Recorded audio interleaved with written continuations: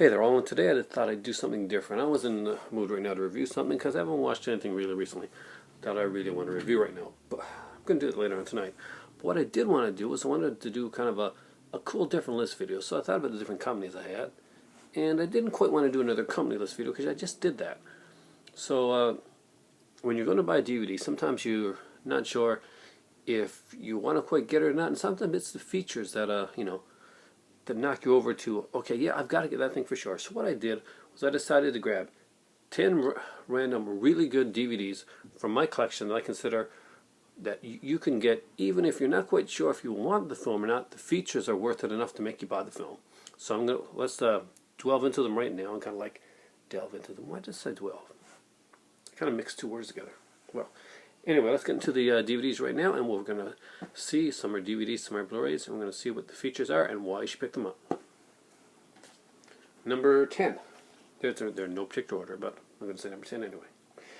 Is Forbidden Hollywood Collection Volume 2. Why should you not start with Collection 1? Collection 1 is a great set, and I'd say get it after this one. And why?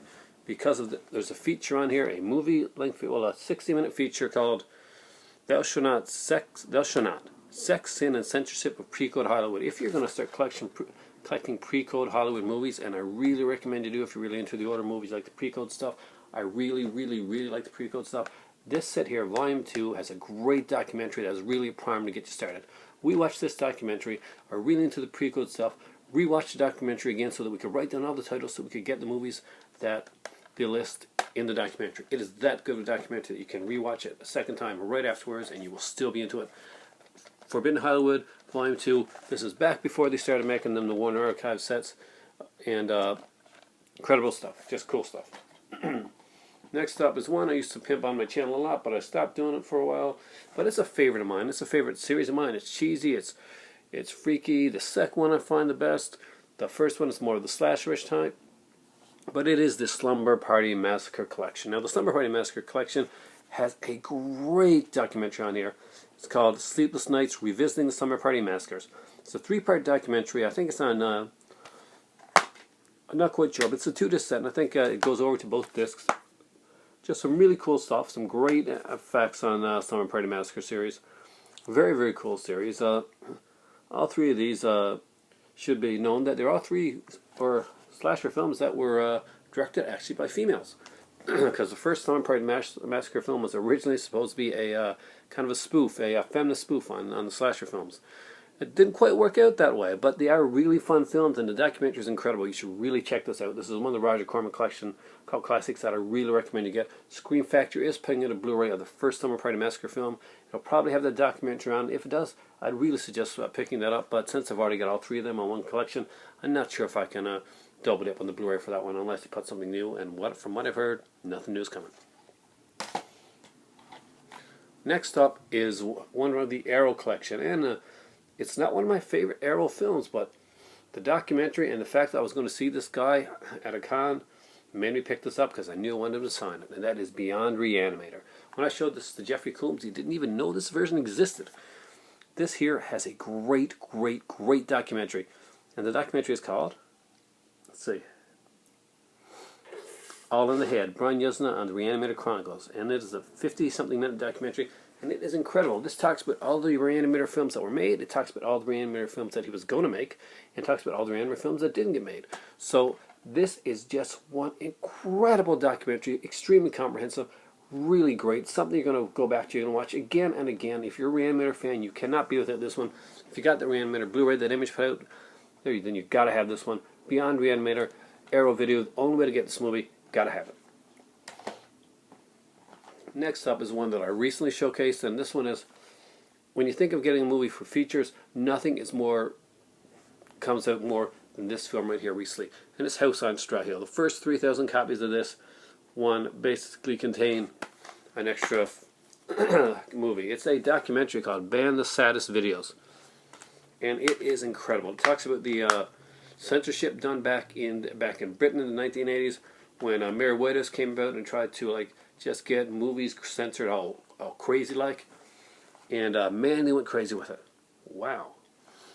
It talks about all the movies that were listed on there. There's a really cool video called The Video Nasties, where they do a video where they do a documentary on as well.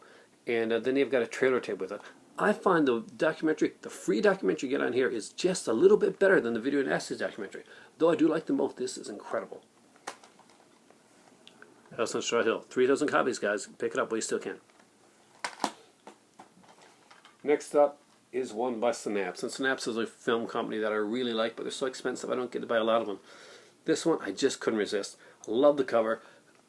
Twins of Evil. Great, great Hammer film. Love this, but what's really, really cool about this, and Synapse is one of the ones that do put things on their Blu-rays that do not exist on their DVDs, and I like that because it gives us Blu-ray collectors a little bit of a boost for actually going out and buying the Blu-ray instead.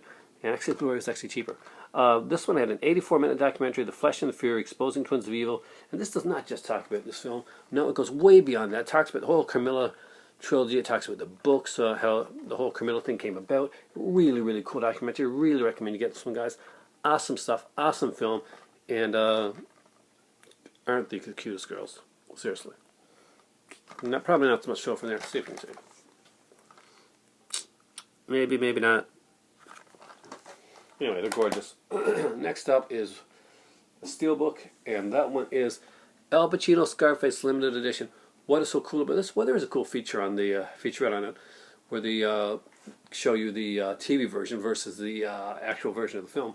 But what's really cool is something that's not so much a featurette as a whole different thing together. Altogether. So we're going to open this up and I'm going to show you this right here. That's the original pre-code 1930 Scarface with Boris Karloff, Paul Muni. Just incredible, incredible stuff. If you don't have it, really recommend you get it. It is an incredible film. I actually bought this more for the original Scarface than I did for the other one. Great feature to have on here. Great extra disc. Great extra stuff. Beautiful steelbook case. Get it for Scarface. Scarface is really worth having. I just wish that would have been a Blu-ray too, and not just DVD. But hey, it's great stuff. Next up was a huge Halloween surprise from my better half that I got, and it's the Return of the Living Dead limited special edition. Now this one here is a UK release, so if you've got a region-free player, I really recommend you pick this one up. What's really cool about this one, what's the extra on this one, what is the awesomely cool super thing in this one, aside from having a really kick-ass version of Return of the Living Dead, which is one of the great zombie films of the 80s, fun stuff, it has the entire More Brains, a Return to the Living Dead documentary, and that is an incredible documentary. It runs over 2 hours long, great stuff. It's got over 2 hours of bonus features on the documentary itself.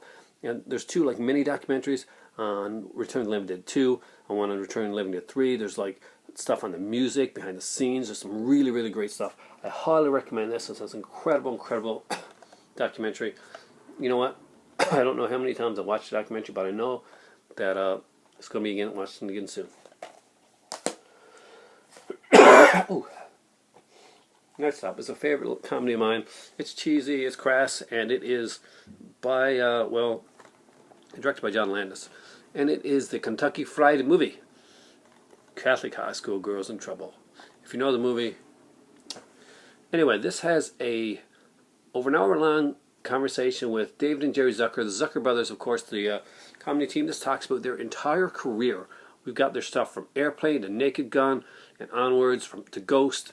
Whatever movie they did, they talk about on here, and they do it openly and honestly. This is a great documentary, a really cool overview of their entire career. It's really cool on there, and there's also an awesome audio commentary to check out as well. Fun stuff, really cool. And if you haven't seen this one here, how many times I said really cool in this video? Count them up. Next up is here's one of a film series that some people got tired with after a while. I still like it, and not everybody does.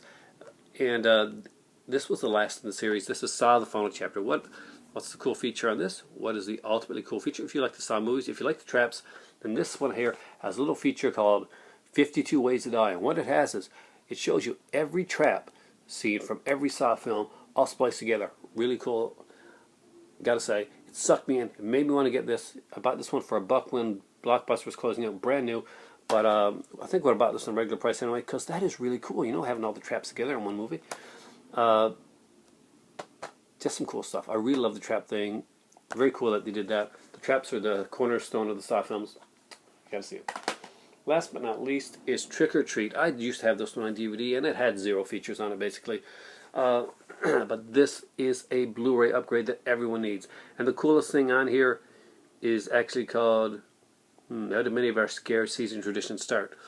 Basically, what it is, it goes behind the scenes and talks about all the Halloween traditions, the pumpkins, like the dressing up and stuff like that. Talks about how that actually started. Think about it as a history telling thing, but way, way cooler. It is an extremely cool little documentary talking about all the genesis of our Halloween and different blah, blah, blah. First day, new tongue. Different traditions that came out from the whole Halloween. And it's trick or treat. You should have this one on Blu-ray anyway. But incredible film, incredible features. Those are 10 there that I think everybody should have. Those are the editions I think you should get.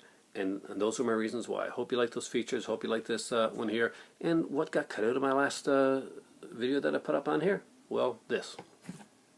It's time for tea.